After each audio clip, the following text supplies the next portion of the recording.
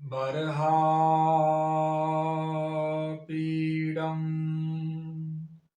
नटवरवपुः कर्णयो कर्णिकारम्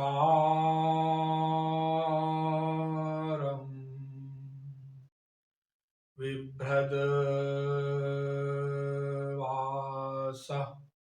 कनककपिशम् वैजयन्ती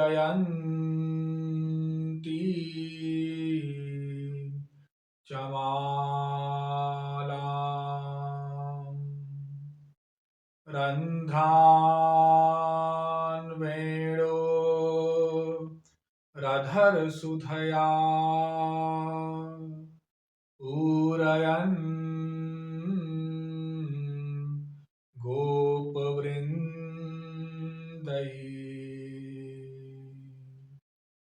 वृन्दारण्यं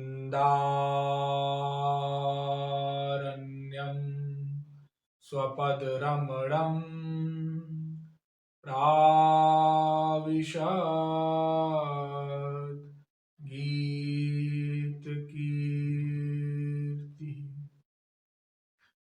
नमः कमलना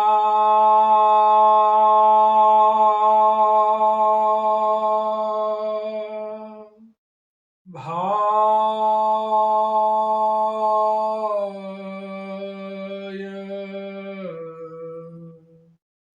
नमः कमलमालिने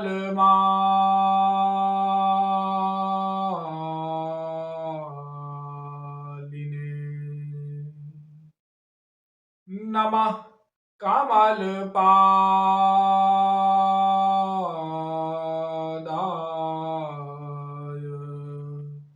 नमस्ते कमलेक्षण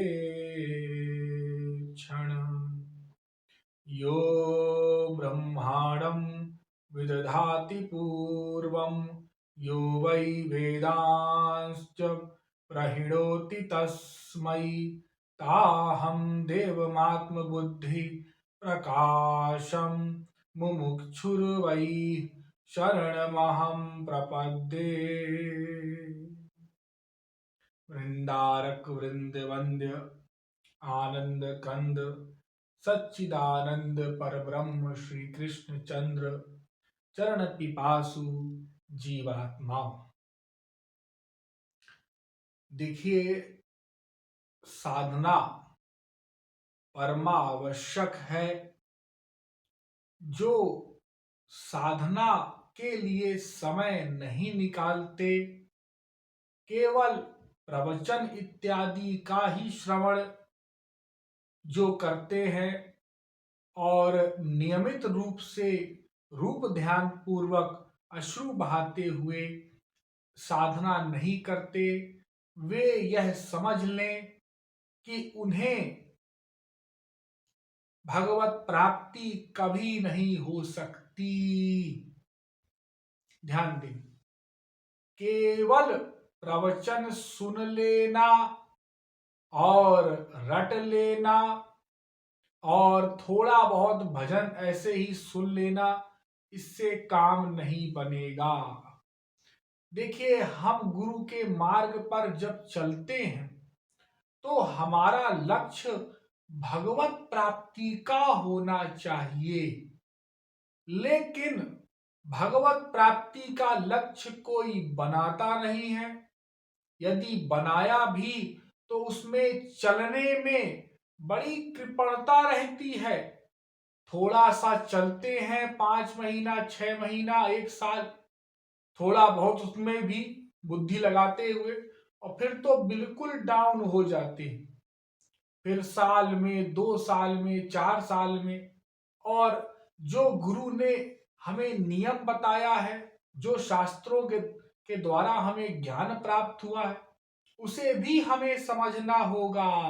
हाँ, कि भाई गुरुदेव, यदि हम गुरु के नियमों का उल्लंघन करेंगे, पालन नहीं करेंगे, तो फिर कृपा कैसे होगी?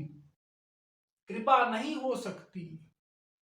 नियमित रूप से सत्संग, नियमित रूप से स्मरण, ध्यान, भजन, ये होना चाहिए।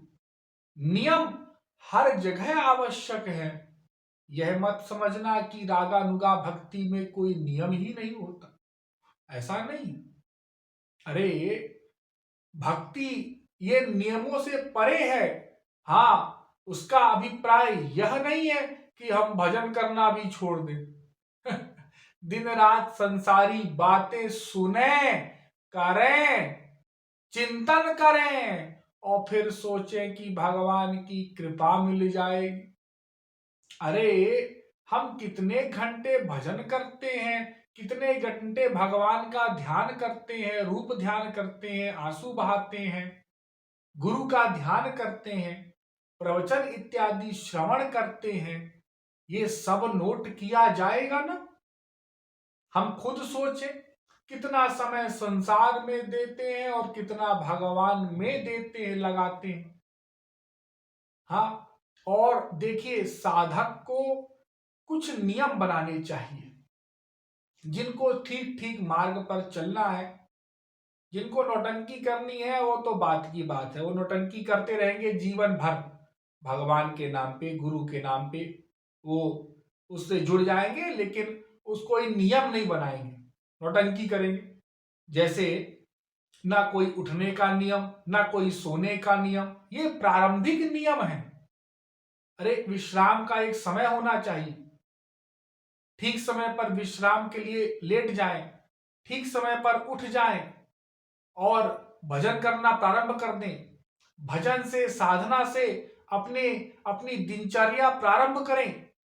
1 घंटा सबको बैठ करके नियमित रूप से साधना करनी चाहिए। नियमित रूप से सबको करनी है साधना। उसके पश्चात ही अपनी दिनचर्या प्रारंभ होनी चाहिए। जो भी आप करें, जो भी काम है आपको, यदि आप भजन न करें तो उसका दुख होना चाहिए। आज नहीं कर पाए तो कल 2 घंटा करेंगे और फिर जैसे ही काम से निवृत्त हो जाए अपने प्रतिदिन के कार्य से, घर के कार्य से, उसके पश्चात भी आपको भजन करना है, प्रवचन सुनना है, भगवान से, गुरु से मन को जोड़े रखना है। जोड़े रखना है मन को, बुद्धि को लगाए रखना है। उसके लिए आपको नियम बनाने होंगे, उस नियम पर चलना होगा। कितने घंटे प्रवचन सुनना है, कितनी घंटे साधना करना है, किससे बात करना है, किससे नहीं करना है, कितनी देर किससे बात करना चाहिए। आवश्यक बातें ही करें, बस कम से कम बोलो। जो साधक कम से कम बोलेगा, कम से कम बात करेगा, मौन रहेगा, उसकी साधना बहुत तेज बढ़ेगी। और कम से कम बोलने वाला साधक भगवान के मार्ग में, भगवत मार्ग में शीघ्रता से बढ़ेगा। हाँ, तो भगवत मार्ग में हमें चलना है, भगवत मार्ग में हमें आगे बढ़ना है। उसके लिए हमें नियमों का पालन करना होगा। उच्छृंखलता यदि आप दिखाओगे और कितना भी गुरु के यहाँ जाकर के सत्संग करो, कितना भी घर में सत्संग करो, यदि आप उच्छृंखल रहोगे, नियम नहीं बनाओगे, तो वो सब साधना समाप्त हो जाएगी, नाश हो जाएगी। जैसे मनमानी आचरण, बहिरंग भोजन करना। अरे जैसा खाओगे वैसा ही मन हो जाएगा। बाहर का भोजन उल जलूल खा लेना और कोई नियम नहीं, चलो कोई मजबूरी है कभी कभार तो बात अलग है, कोई समस्या है। अब प्रतिदिन और फिर तेल मसाले से अधिक युक्त भोजन करना, शादी विवाह पार्टियों में, ऐसे में गलत जगह पर बेहिसाब जाना। अरे कोई बहुत मजबूरी है, कोई अपना बहुत खास है, ठीक है चले गए थोड़े समय के लिए, 10 मिनट 15 मिनट। बहुत से लोग आते हैं, थोड़े समय रुकते हैं, चले जाते हैं। ये क्या है, घंटों घंटों, 2-2 दिन, 4-4 दिन साधक होके, सत्संगी होके, और फिर वही चीजों की चर्चा, वही चीजों का मनन चिंतन होता है दिन रात, और फिर हमारा सब कुसंग हो जाता है, सब खराब हो जाता है। तो इन सब बातों को हमें समझना होगा। इन सब बातों को हमें सोचना होगा कि हम कर क्या रहे हैं, गड़बड़ी। घर में भी कितना समय देना है, पत्नी को, बच्चों को कितना चिंतन करना है। अरे आपके ज्यादा सोचने से, ज्यादा बोलने से, ज्यादा समझाने से कोई समझेगा नहीं। आप अपनी साधना करो। जब आप अपनी साधना करोगे तो आपको देख करके हो सकता है सुधर भी जाए, लेकिन आप अपनी साधना भी नहीं करोगे और बस दिन रात समझाते रहोगे, उससे कोई समझेगा नहीं, कोई भगवत मार्ग में चलेगा नहीं। आप स्वयं समय निकाल करके जाओ। बहुत से लोगों की समस्या ही यही होती है। अरे पत्नी नहीं जाती है महाराज जी साथ में, पत्नी भगवान की ओर नहीं चलना चाहती। अरे तो क्या होता है? अरे पत्नी के बगैर भी तो तुम रहे थे 25 साल। हाँ, उसके बाद पत्नी आई ना। हाँ, तो कैसे रहे? तुमने पढ़ाई लिखाई किया, इतना एजुकेशन किया, नौकरी कर रहे हो, आज भी बहुत से काम आप अकेले ही तो कर रहे हो। वो तो सहयोगी है, सहायक है। तो आप अकेले जाओ। हाँ, मत सोचो। भगवत मार्ग में तो आपको सोचना ही नहीं है।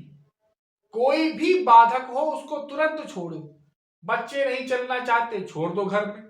आप अपना जाके भजन करो। अरे 3 दिन, 4 दिन, 5 दिन, 10 दिन, 20 दिन, जितना समय मिल सके उतना जाकर के एकांत में गुरु के आश्रम में सत्संग करो, ध्यान करो, साधना करो। घर में भी एकांत बैठ के करो। इन सब से बात करने से क्या होगा?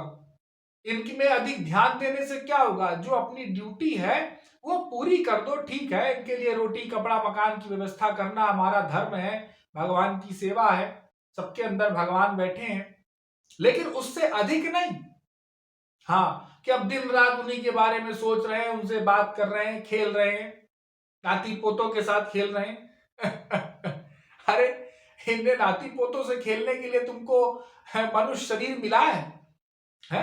अरे मनुष्य शरीर की भंगुरता समझो।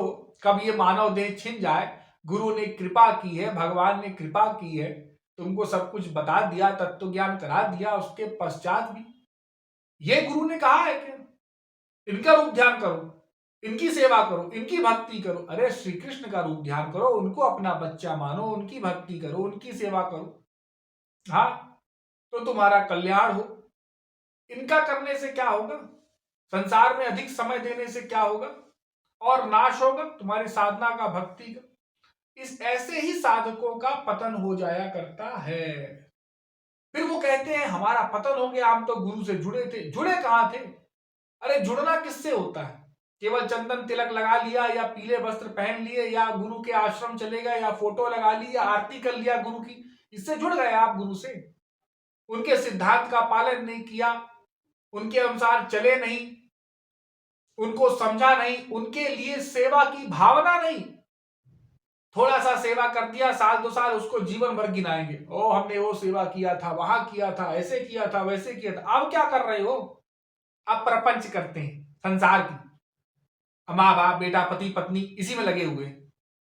हाँ, गुरु की कृपा चाहिए। भूल गया सब सिद्धांत कि मनुष्य शरीर मिला है, गुरुदेव ने सब समझाया है, कैसे करना है, शास्त्र ने से बताया है। अब नहीं साधना करना। अरे यही तो साधना की सही घड़ी है। इसमें जो साधना कर ले जाए, खाली है कोई साधना कर ले जाए तो बात अलग है, लेकिन कोई व्यस्त है और साधना करे नियमित रूप से, वही तो साधक है असली। किसी भी कठिन परिस्थिति में, कोई अभाव में, कोई कठिन परिस्थिति में, अपमान हो, धन की कमी हो, कोई कठिन परिस्थिति हो, कोई परेशानी हो, स्वास्थ्य खराब हो, उसमें जो भजन कर ले जाए, भगवान गुरु को ना छोड़े, उन पर दृढ़ विश्वास जमाए रखे, वही असली साधक होता है। ऐसी परिस्थितियां बहुत आएंगी अनंत जन्म में। कितनी कितनी परिस्थितियां आई होंगी खराब, क्या तुमने संसार के विषय में छोड़ा?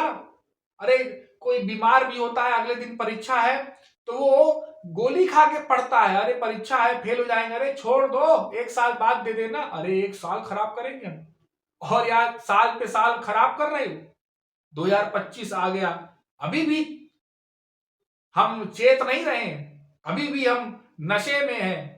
हाँ, हम तो मरेंगे तो सीधा डायरेक्ट गुरु जी के पास जाएंगे, गोलोक। लो, अरे गुरु जी के सिद्धांत को समझा, उसका कितना पालन किया, कितनी गुरु सेवा की, कितनी भगवान की सेवा की, जो गोलोक जाने की बात कर रहे हो।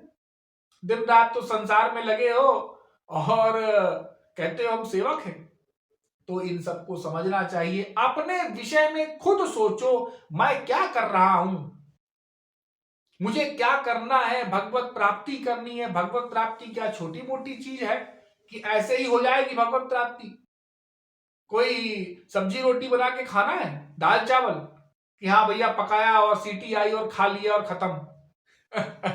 हाँ, लोग भगवत प्राप्ति को मजाक समझ लेते हैं। तो भगवान से प्रेम बढ़ाना होगा, हमको भगवान को अपना मानना होगा। वही हमारे पुत्र है, वही हमारे पति हैं, वही हमारे सब कुछ हैं। तो ऐसा मानते हुए हमको भगवान से जब हमारा प्रेम बढ़ेगा, हम उनको अपना मानेंगे तो उनके विषय में सोचेंगे, उनकी सेवा करने के बारे में सोचेंगे। वे हमारे प्रियतम हैं, उनका चिंतन करें हम। यमुना के किनारे श्री कृष्ण और मैं गोपी रूप में श्री कृष्ण के पास जा रही हूं, देख रही हूं उनको, वे मुझको निहार रहे हैं। क्या मनोहर स्वरूप है बाके बिहारी का, ठाकुर जी का। मोर मुकुट पीतांबर सुशोभित हो रहा है, गले में गुंजमाल है, मधुर मधुर मुस्कान से हमको देख रहे हैं, निहार रहे हैं। त्रिभंगी लाल एक पग पर दूसरा पग धर करके खड़े हैं, हाथ में मुरली और कदम्ब के वृक्ष के नीचे मंद मंद सुगंध शीतल मंद पवन बह रही है। यमुना के किनारे पक्षियां मधुर गुंजारव कर रहे हैं, भौरे भ्रमरा रहे हैं, विभिन्न विभिन्न पुष्पों की सुगंध आ रही है और ठाकुर जी के अद्भुत दर्शन हो रहे हैं, किशोरी जी के दर्शन हो रहे हैं। ये चिंतन करो, रूप ध्यान बनाओ, आंसू बहाओ, कब हमको ऐसा दर्शन होगा। आप सोचते हैं सब कल्पना है, कभी होगा नहीं, मिलेगा नहीं। अरे गुरु पर विश्वास नहीं है तुमको? अब गुरु को भगवान मानते हो? क्या तुमने गुरु को माना? यदि तुमको विश्वास ही नहीं है कि श्री कृष्ण मिलेंगे, किशोरी जी मिलेंगी, विश्वास हो जाए खाली तो मिल जाएंगे। हम करने के लिए तत्पर हो, वो दर्शन देने के लिए तत्पर हैं, हम करना नहीं चाहते और विश्वास नहीं करते गुरु वचनों पर। उसके पश्चात कहते हैं कि अरे ठीक है, ये सब कल्पना मात्र है, वो गुरुदेव तो चले गए और ठीक है, शास्त्र भजन इससे क्या होगा। उल्टा गुरु के वचनों पर बुद्धि लगा देना, शास्त्रों पर बुद्धि लगा देना, आश्रम पर टिप्पणी कर देना, धाम में टिप्पणी कर देना, अपने आप को बस समझना, अपनी बुद्धि को। अरे तुम भगवान को भी कुछ नहीं समझते। वेदवाणी क्या है? भगवान की वाणी है, वेदों में सब लिखा है, ठाकुर जी की लीलाओं के विषय में कथाएं हैं, पुराणों में है। ये सब मनगढ़ंत बातें तो नहीं, मनगढ़ंत भी समझने लग जाते हैं। वो अंदर माया है ना, वो माया सारा खेल करा देती है। गुरु पर भी बुद्धि, भगवान पर भी बुद्धि। इसलिए निरंतर श्रवण, निरंतर सत्संग, निरंतर साधना जो करेगा उसी की बुद्धि ठीक रहेगी। अभी तो बुद्धि ठीक रखने के लिए साधना करनी है, भगवत प्राप्ति तो भूल जाओ। अभी तो बुद्धि ही हमारी गड़बड़ है, ठीक नहीं। कैसे, कितना भजन करना है, कितना प्रवचन सुनना चाहिए, तब बुद्धि हमारी ठीक रहेगी, ठीक ठीक चलेगी। निरंतर जब भजन करोगे तो भगवान की कृपा मिलेगी, अंतःकरण शुद्ध होगा और हमको आनंद की अनुभूति होगी, दिव्यानंद की थोड़ा बहुत तो हमको अनुभव होगा। ये माया समाप्त होगी धीरे धीरे, काम क्रोध लोभ मोह। जब साधना ही नहीं करोगे, सत्संग ही नहीं करोगे, तो सोचो कि हमको कृपा मिल जाए। ऐसे कैसे कृपा मिल जाएगी? कृपा कोई रोड में पड़ी है क्या? कैसे मिल जाएगी? बटोर लोगे? सब्जी है क्या? आलू भिंडी लौकी जाके मोल दे करके खरीद लोगे, जब चाहेंगे ले लेंगे जी? ऐसे नहीं होगा। जब चाहेंगे ले लेंगे। भगवान को तुम्हारा पैसा रुपया ये सब नहीं चाहिए, वो तो सइच्छत सो कामयत है। एक बार इच्छा बनाए कि संसार बन जाता है। हाँ, तुम सोचते हो कि आज चले जाएंगे, और कौन सा दूर है मनगढ़, कौन सा दूर है वृंदावन। ऐसे जाने से आने से कुछ नहीं होगा। एक दो दिन निरंतर वास करना होगा, निरंतर धाम वास, निरंतर आश्रम वास, निरंतर सेवा, तब अंतःकरण की शुद्धि होगी हमारे।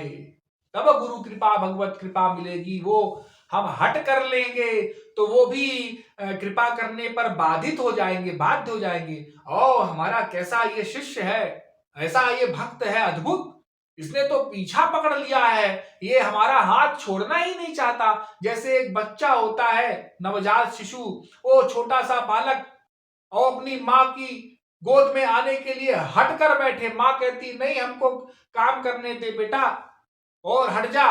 वो घुटनों के बल चल के, तकलीफ होती है घुटनों के बल चलने में, और लेकिन वो नहीं छोड़ता माँ का आंचल, पकड़ लेता है। अंत में माँ काम छोड़ के चलो उसको उठा लो। तो जब हम ऐसे ठाकुर जी को पुकारेंगे, किशोरी जी को पुकारेंगे, हट कर लेंगे, हमको तो प्राप्त करना ही है, हमें किसी से मतलब नहीं, हमें अपने आप से मतलब है बस। हमारी आप हैं, हमारी माता है, पिता है, हमें अपनाइए। कब अपनाएंगे? तो वो बस पीछे पड़ जाएगा, पीछे पड़ जाएगा। तो भगवान को अपनाना ही पड़ेगा, ठाकुर जी को गोद में उठाना ही पड़ेगा, सब कुछ देना ही पड़ेगा। अपना बच्चा मानना, वो तो मानते ही हैं, देख रहे हैं। हाँ, लेकिन हम जो बार बार संसार की ओर भाग जाते हैं, फिर जूते चप्पल खाया फिर उधर गए, फिर संसार की ओर गए, फिर जूते चप्पल खाया फिर उधर गए, इसीलिए तो हमारा सब गड़बड़ हो जाता है। हाँ, ये संसार का चिंतन नहीं होना चाहिए, केवल ईश्वरीय चिंतन होना चाहिए बस। भगवान का चिंतन होना चाहिए बस। तो भगवान की, गुरु की हम भक्ति करें, स्मरण करें, ध्यान करें, सेवा करें, और उनके ही विषय में सोचें, और अपना लक्ष्य, अपना स्वार्थ जिसे कहते हैं ना, आप लोग स्वार्थ सिद्धि करते हैं संसार में, तो अपना स्वार्थ बनाओ, अपना आनंद प्राप्ति की ओर चलो। किसी दूसरे की ओर मत निहारो, वो कर रहा है कि नहीं कर रहा है, वो कर रही है, किसी को सुधारने के चक्कर मत पड़ो। अपने आप की भक्ति करो बस, अपने आप को सुधारो बस। किसी को सुधारने मत जाओ, किसी को ज्ञान देने मत जाओ, वो गुरु का काम है, वो गुरु लोग करते हैं, हमको अपनी साधना करनी है बस। तो मैं आशा करता हूं कि आप लोग नियम बनाएंगे, और नियम बनाना होगा। बिना नियम बनाए ये सब होगा नहीं कि आप मनमानी, क्योंकि ये मन एक बार गया तो फिर नियम बनाए। जैसे आप काम का हर एक चीज का नियम है, उठने का, बैठने का, भोजन का एक नियम होता है संसार में, वैसे भजन का, प्रवचन का, सत्संग का नियम बनाओ। तो पहले नियम से चलो, साल 2 साल 4 साल, उसके बाद नियम से जब चलते चलते आपको इतना हो जाएगा तो फिर आप हर समय करने लग जाओगे। और फिर भी हर समय वाले लोग भी जो कहते हैं, वो नियम से घंटा भर तो 2 घंटा भर तो आपको देना ही देना है प्रवचन में और भजन में, साधना में। उसके बाद ये क्रियात्मक साधना की आप बात सोचे करें, तो वो तो आपको करना ही चाहिए, करना ही होगा। तो नियम से खिलवाड़ नहीं, मजाक नहीं, और नियमित रूप से साधना, गुरुधाम जाना, वृंदावन जाना, वहां साधना करना, वही साधक है, वही अपने आप को साधक माने, सत्संगी माने, भक्त का माने। और बाकी साधक सत्संगी मान के अपना ही अभिमान बढ़ाने से कोई अभिप्राय नहीं है। तो आज के सत्संग में इतना ही, शेष कल। बोलिए वृंदावन बिहारी लाल की जय।